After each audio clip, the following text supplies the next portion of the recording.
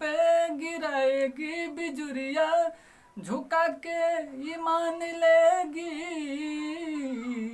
दिल लगौला के बाद का होई, जुदाई तेरी जान लेगी।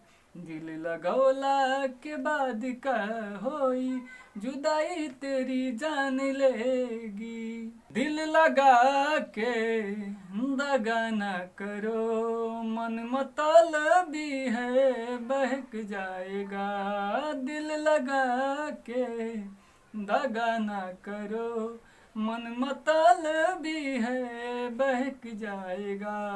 बड़ी प्यारी तेरी सूरत ऐ हसीना रे, तुझे देखे बिना मुश्किल हुआ जीना रे। बड़ी प्यारी तेरी सूरत ऐ हसीना रे, तुझे देखे बिना मुश्किल मेरा जीना रे।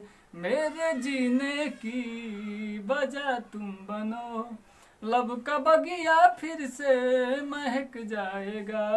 दिल लगा के दगा ना करो, मन मतलबी है बहक जाएगा। कुछ गलती अखिया कैले बा, कुछ गलती हमरो बाटे हो। कुछ गलती अखिया कैले बा, कुछ गलती हमरो बाटे हो। जहिया से छोड़ के चली गईलू, कुछ ध दिलवा में काटे हो। जहिया से छोड़ के चली गईलू, कुछ ध दिलवा में काटे हो।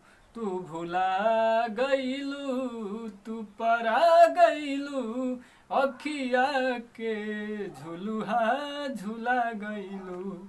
जिंदगी भर तोहर के ना भूलब, सौगंध दिल के बाटे हो।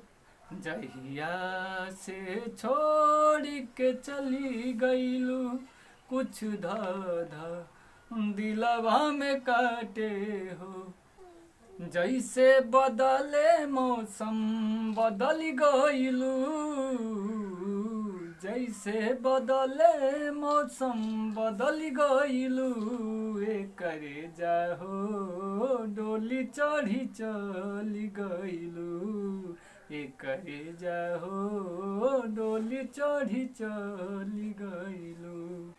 गाल के गोराई तोहरी होठ के ललाई हो, मौसम बहार लागेलू। सदियों के बाद तू तय हो करे जा, देखे में कुंवार लागेलू लागेलू।